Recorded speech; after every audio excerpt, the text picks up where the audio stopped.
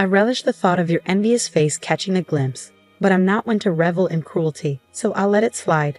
It might be rather awkward for you to witness me, so why not take shelter in the bathroom or some other secluded corner? She let out a raucous laugh through the phone, taunting me mercilessly. I hold nothing but contempt for this woman, more than anyone else in the world. No, in the entire universe. 13 years ago, she stole my husband from me. Cutting ties would be a relief, but alas, fate has tied us together as biological sisters. After she abruptly ended the call, I held the phone to my ear for a moment, suppressing a small chuckle. My name is Ruth, a 37-year-old divorcee. My marriage crumbled within a mere 6 months, all thanks to the scheming actions of my own sister. I have an identical twin named Rachel. Our resemblance is uncanny, often leading even our closest friends to mistake us for one another. However, despite our similar appearances, our personalities couldn't be more different. I tend to be reserved, while Rachel is assertive and bold. I excelled in academics, while Rachel thrived in sports.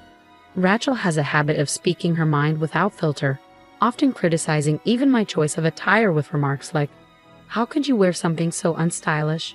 People will think I lack style too because we're twins." That would be dreadful. Our tumultuous relationship isn't confined to our home. Rachel has a knack for stirring up trouble wherever she goes. During our school days, I frequently found myself harassed by girls from other schools because of her antics. "Hey, stop hitting on my boyfriend," she would shout, even when I had no idea who these girls were. "Not again, Rachel," I would sigh in exasperation. Rachel's penchant for snatching away anyone she fancied, regardless of their relationship status, only added fuel to the fire. While I blame the men too, Rachel's actions are particularly egregious. What's worse, she often loses interest in these conquests as quickly as she ensnares them, sometimes ending relationships in as little as a week. Rachel, you need to cease this foolishness. Have you ever considered the feelings of these other girls? And what about me? I'm suffering too, I once pleaded with her. Her response was dismissive, claiming that the jealousy of unattractive women was terrifying. As if her interference in my romantic life wasn't enough, she even had the audacity to belittle my boyfriend John. This man John is the same despicable ex-husband who callously discarded me 13 years ago. We became close while attending the same tutoring center, his quiet demeanor providing me solace in turbulent times. After graduating from the same university, we decided to tie the knot. Little did I know, just 6 months into our marriage, John would present me with divorce papers, uttering the words, "Please divorce me." I reached my breaking point, and I'm sure you know precisely why. Seated next to him was my sister, Rachel, her face smug with satisfaction. Taken aback, I stammered, I'm sorry, I don't understand. Did I do something wrong? I don't remember." Before I could finish, John slammed his fist on the desk, his voice booming, "Really? How dare you? You've been cheating on me. Can you still deny it after seeing this?" He thrust several pictures onto the desk, capturing a man and a woman entering a hotel together. To my shock, the images portrayed my sister, Rachel, entering a hotel with a man I didn't recognize. I couldn't comprehend what my ex-husband was accusing me of. No, this is Rachel. It's not me," I exclaimed. Rachel burst into tears, confessing, "I can't keep lying to you, John." John's expression softened as he turned to Rachel, thanking her for her honesty. I was left bewildered, unsure of what was happening. Then John directed his accusatory gaze back to me, launching into a fabricated tale that bordered on the absurd. According to him, I had been cheating on him, disguising myself as Rachel to deceive him. He had fully bought into this ludicrous narrative spun by my own sister. Furious, I responded to my ex-husband, "Are you serious, John? You've been with me for years, and you believe my sister, whom you've known for only a few months? Are you in your right mind? Are you an idiot?" My calm retort seemed to infuriate him further, leaving him only capable of glaring at me in response. To my astonishment, Rachel had the audacity to flirt with John. "Though you share the same face, your personalities couldn't be more different," she remarked, shamelessly attempting to charm him. "You're not charming at all." Rachel always listens to my grievances with a smile. She's so patient. I couldn't wrap my head around what I was hearing. Rachel's tears seemed so artificial, and behind them, I could sense her smug satisfaction. Rachel had always been a master at playing men, ever since our school days, but her targets had shifted with her career. Now she sought men of status and wealth. John, my ex-husband, who worked for a prominent corporation and hailed from a well-off family, fit her criteria perfectly. It dawned on me that she must have set her sights on him from the moment I introduced them at our wedding. My ex-husband had been completely taken in by my sister's deception. I never imagined that the man I had been with for so long could be so easily fooled. In that moment, any lingering feelings I had for him faded rapidly. You two are despicable. Do as you please, but never show your faces in front of me again, I declared, my voice trembling with suppressed emotion. Despite the tears threatening to spill, I managed to hold them back. Without hesitation, I filled out the divorce papers and tossed them at the two of them. I knew my sister's cunning too well. She and John probably hadn't consummated their relationship yet. Pursuing compensation from them would be a daunting task, but if it meant ridding myself of their presence, I didn't care about the money anymore. Upon returning to my parents' house, their fury at my sister's actions led them to disarm her. When questioned about her reaction, she brushed it off, saying, "Oh really? I don't care. But if you're having money trouble, they'll come begging to me." Okay, bye then, trivializing even her own parents' feelings. A friend later informed me that my ex-husband and my sister had tied the knot just 3 months later. I was left stunned, unable to even shed a tear. For 13 years since then, I had not laid eyes on my sister and her husband. Then, out of the blue, I received a call from an unknown number on my cell phone. Hello, Ruth. The voice on the other end greeted me, instantly recognizable. I couldn't fathom how she had the audacity to address me as Rachel. "I don't know how you have the nerve to call me Rachel," I spat out, incredulous. Rachel chuckled in response, her tone lacking any semblance of remorse. "Are you still holding a grudge? You're always so gloomy, Ruth. But anyway, I have a favor to ask," she continued, her words dripping with nonchalance. "I'm pregnant. Oh, and the father is John, whom you love so dearly. Haha. So I thought you could be the one to break the news to our parents about their first grandchild, since they won't listen to me." Her brazenness left me speechless. "What reason do you have to be so cheerful when you've been disowned?" I retorted, my frustration simmering beneath the surface. But Rachel simply laughed it off, as if my words were inconsequential. "How many years has it been?" 13 years, I believe. You're probably still living alone in our parents' house, nursing your grudges," she taunted. "Well, I'll be the one to give them a grandchild instead of you." Rachel had always possessed a knack for getting under people's skin. "I'd love to witness your envy, but I'll spare you the sight. It would be too pitiful," she added, her laughter echoing through the phone. "It'll be awkward if you see me, so why don't you hide in the bathroom or something?" With that, she abruptly ended the call, leaving me to stew in silence. I held the phone to my ear for a moment longer, chuckling at the absurdity of it all. When the weekend arrived, I was lounging in the backyard when my phone rang again. Glancing at the screen, I saw that it was from a blocked number, undoubtedly my sister's doing. Annoyed, I answered the call, snapping, "Hey, unblock me already." Rachel's voice came through the line, unrepentant. "What's wrong with blocking someone you don't want to hear from?" "That's what call blocking is for," she retorted casually. "Oh, but maybe you don't understand because you're stupid." I couldn't help but laugh sarcastically at her arrogance.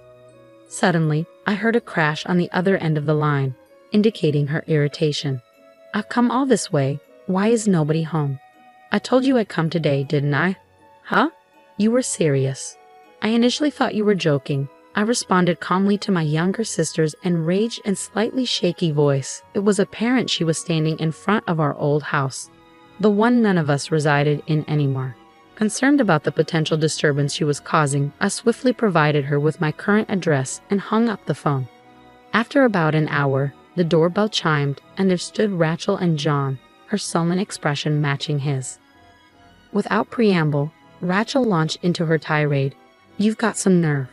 And what is this place? Why on earth would someone like you be living in such a nice apartment?" Her eyes blazed with anger. Unfazed by her outburst, I calmly informed them that the neighbors wouldn't appreciate the commotion. Inviting them inside, I led Rachel to the room, where she seemed taken aback by its size. Suppressing a smirk, I gestured towards our mother, quietly observing from the couch. "Well, you said you had something to discuss. I don't mind at all. But if I'm in the way, should I hide in the bathroom or something?" I quipped sarcastically, eliciting a sharp retort from Rachel. Moving closer to our mother, Rachel nervously greeted her. "Hi, Mom. Long time no see. I'm pregnant. which is why we wanted to discuss if it's possible for John and me to stay here for a while. Suppressing a burst of laughter at her audacious request, I exclaimed, "Wait, you want me to live with you guys? No way. Have you forgotten what you did to me in the past? Absolutely not." But Rachel cut me off sharply, snapping, "Ruth, just shut up. This house is still under Dad's name, right? You can't even get remarried, and you're still leeching off our parents. How pathetic for a single woman like you." With a smug grin, Rachel declared, "Great job taking care of our folks. From now on, John and I will live here and take care of them. So can you leave? Oh, and where's Dad? Is he at work?" I had reached my limit, but it was our mother who spoke up first. With quiet solemnity, she informed us, "Dad's gone. He passed away." Those few words hung heavily in the air. My parents were always serious people, and despite my divorce 13 years ago, they had always apologized to me, even though it was Rachel's fault. My father, in particular, used to express regret, saying, "Maybe it was my fault for not raising her better. I'm sorry, Ruth. I'm really sorry." His depression deepened to the point where he found it difficult to continue working. At the time, both of my parents were in their early 50s, and we were surviving on my income and Mom's part-time job. A while later, my father was diagnosed with cancer and passed away 10 years ago. Just before he died, he made a request: "Don't tell Rachel anything. I don't think I'll make it to heaven if she comes to my funeral." True to his wishes, Mom and I didn't contact Rachel. We moved into our current house about 5 years ago. Mom had developed issues with her leg due to overworking, and we decided against renovating our old house, situated atop a hill, fearing it would be too much for her to manage. Since moving into this accessible home, Mom's leg had been feeling much better. Though I tried to maintain composure, thoughts of my late father threatened to overwhelm me. Tears welled in Mom's eyes, mirroring my own sorrow. Predictably, Rachel's response to our grief was callous. "Too little, too late. Besides, it's not my fault Dad got sick. In fact, you're living in such a nice place now because of Dad's inheritance, right? That's not fair. What about my share? Didn't I have the right to inherit?" She spat out, nonsensical accusations slipping effortlessly from her lips. Without hesitation, Mom retorted, her anger palpable. "Inheritance? There's no such thing. You only came to us when you were in trouble, doing stupid things before your marriage. How many times do you think we paid alimony because you messed around with a married man? Live with you? Never. You must be joking. Don't be ridiculous." It was the first time both Rachel and I had witnessed Mom so enraged. Sensing the tension, Rachel fell silent. Then John, who had remained quiet like a puppet until now, interjected, "Rachel, you've been deceiving me, haven't you? Ever since. I married you, and my life's been a mess. You're a reckless spender, and you don't do any housework." My ex-husband's words nearly made me burst out laughing. He must be quite something to have put up with her for 13 years. Moreover, when he approached me, he said, "Ruth, I've been regretting our divorce. Do you want to start over? Let's let bygones be bygones." When he tried to touch me softly, I felt a chill run down my spine. No way. Please, let bygones be bygones. Who does he think he is? Is he stupid? It's not his place to say that, I thought, just as I was about to dodge his touch. Suddenly, the door to the next room burst open. "Could you not touch her with your dirty hands, please?" a man exclaimed as he appeared, catching both of us off guard. Ignoring Rachel's murmurs of confusion, I explained, "I told you to stay hidden because I didn't want to involve you." He responded, "I couldn't stand it when he tried to touch you, Ruth. Besides, I think having a third party will help the discussion, don't you think?" Exasperated, I introduced them. Okay. This is my husband, Alex, and Tony, come here. This is our son, Tommy. He's 8 years old." Tony, who had been peeping out from behind the door, glared at Rachel and her husband. "Huh? You're remarried? Unbelievable." "Why?" Rachel was more surprised than anyone that I had a husband and a son. My ex-husband, John, was equally shocked, gaping like a fish out of water. "What do you mean? Why? How many years do you think it's been?" "It's been 13 years. 13 years, and despite all that time passing, you guys haven't changed one bit." Though, I added somewhat sarcastically, their faces turned bright red. I met my current husband, Alex, shortly after my father passed away. We were colleagues for a while, and one day he asked me out. When I rejected him, saying that I was a divorcee, he responded, Does being divorced mean you can't remarry? He asked me out once more, and we got married a year later. Our son, Tony, was born the following year. Alex treats my mother very well, doesn't mind us all living together, and my in-laws, who already live with Alex's brother and his wife, have reassured me, saying, "We're glad you're here for Alex." It was Alex who proposed moving to our current house, concerned about my mother's mobility. Facing the two shocked individuals, I firmly stated, "My mother and I are living our lives here. Can you not disrupt?" Turning my attention to Rachel, I continued, "You said you were pregnant. How many months along are you?" Their flustered responses to my question hinted that Rachel was likely lying about being pregnant. I had been married to John for only 6 months, and I never got pregnant. That fact had been the reason my former mother-in-law used to make snide comments. If Rachel wasn't pregnant, it meant that was probably the case. Rachel seemed to get along with my bad-tempered former mother-in-law. Unable to endure the harsh glares from my family, the two hastily left our house. I mean, I had heard stories, but is she really your sister? She does look like you, but her character. Alex remarked, trailing off. Anyway, it's settled for now, he concluded with a smile, to which I responded with a bitter smile. Really? Later that evening, the doorbell rang incessantly. Watching the monitor, I sighed. They came after all, I murmured to myself. Opening the door, I found Rachel and John standing there with pale faces. "We need help. Can you lend us some money?" they pleaded, kneeling down. My husband looked puzzled, but my mother and I felt differently. During the day, while waiting for a call from Rachel, my mom received a call from a certain individual, a friend of my deceased father, who currently rented our old home. His family was living there now. When I returned home, I found the flower buds in the garden ravaged and the windows cracked. The security footage clearly showed a man and a woman, with the woman infuriated, stomping on the flower beds and hurling stones at the windows. Of course, it was my enraged sister, Rachel. During the phone call with me, Mom had given Rachel's contact information to Dad's friend, and upon learning about Rachel's actions, he was furious. It seemed that in the damaged garden, there were rare flowers that were difficult to grow, and they asked for compensation. They seemed to be struggling financially to the point of having difficulty with housing, so I expected them to turn up again. But I never thought they'd show up that very day. I must admit, their audacity impressed me. "I can give you some money, but there's one condition," I stated firmly as I watched them trudge home with slumped shoulders.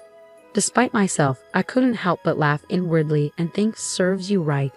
In their hands was a written pledge I had just made them sign. I had ensured they wrote in the pledge that they would never approach me again, in return for me taking responsibility for this incident. But Rachel is still my sister by blood. It's hard to completely cut ties with her. There may come a time when she'll use the power of the authorities to approach me. When that time comes, I'm prepared to fight using the audio recordings I secretly made 13 years ago. This time as evidence. Because you see, I have no intention of forgiving my sister and her husband anytime soon. Later, a friend told me that my ex-husband had immediately resigned from the big corporation after our divorce and started working as a staff member in a fortune-telling establishment run by my former mother-in-law.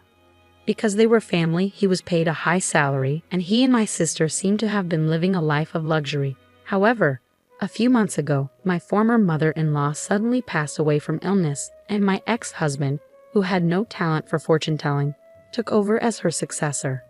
But the establishment quickly closed down. In their desperation, the couple claimed, "This is a bracelet that our late mother lovingly made," and targeted the people who had faith in my former mother-in-law. However, a whistleblower exposed their lies and the victims formed a group. The victims began flocking to the establishment every day, and my sister, who no longer had a place to live and work, came to ask for my help. I was so irritated by their audacity. However, seeing that the police have started moving, it's probably only a matter of time before the two of them are held accountable for their crimes. After that, we moved again. The reason was my husband Alex's job transfer. "Can I really come along?" Mom asked apologetically, to which Alex, my husband, responded with a chuckle. "What are you talking about? You're an important part of our family, Mother. Even if you resist, I'll carry you over my shoulder and take you along, okay?" Upon hearing Alex's light-hearted joke, Mom let out tears of gratitude. "Grandma, you're crying again. Here, have a Kleenex." Tommy, serving his emotional grandmother, was concerned but still smiled. As I watched my family, I felt a wave of gratitude for the happiness I felt.